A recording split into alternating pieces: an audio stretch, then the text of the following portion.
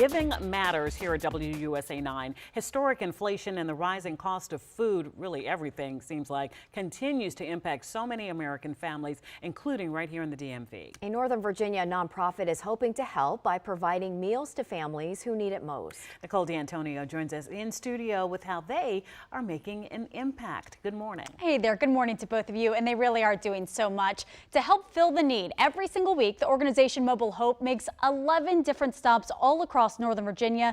Today, stopping in the Herndon neighborhood, as many area families are forced to really stretch their budget right now. And sadly, for some, that means buying less food to feed their families. Across the region, food insecurity continues to spike during this time of high inflation. And the expense of the food really has hit these families, and then that kind of has a cascading effect into their health. The founder of the nonprofit Mobile Hope telling us they've served more than 315,000 families since the start of this pandemic. We expected there to be a reduction, and there was a small little dip, and now it's kind of back up because of the pricing of everything. People are staying home because of the price of gas. They're still losing their jobs.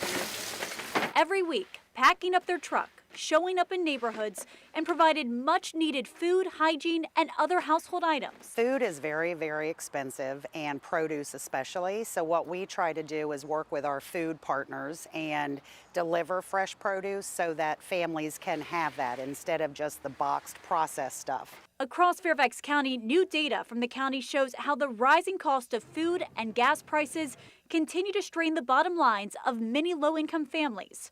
Overall, consumer prices in the entire Washington, D.C. metropolitan area grew by 7.5% in the year leading up to May of 2022, according to that report. This mirrors what's happening all around the nation. The Labor Department saying during the month of June, Americans spent almost $500 more to buy the same products. Rent, food, and gasoline were three of the biggest contributors to this historic spike. Now again, the group will be stopping in Herndon later this morning, one of the harder hit neighborhoods. In fact, the organization founder tells me when they first visited at the very height of the pandemic, there was more than 600 people in line. Since then, they've consistently served about 100 people every single week. Now, Annie, Allison, for the next 6 weeks, we will be doing a number of stories on food insecurity and possible solutions. You can find all of those stories on our website. Just search Giving Matters. Yeah, important reporting. Yes. Nicole, thank you.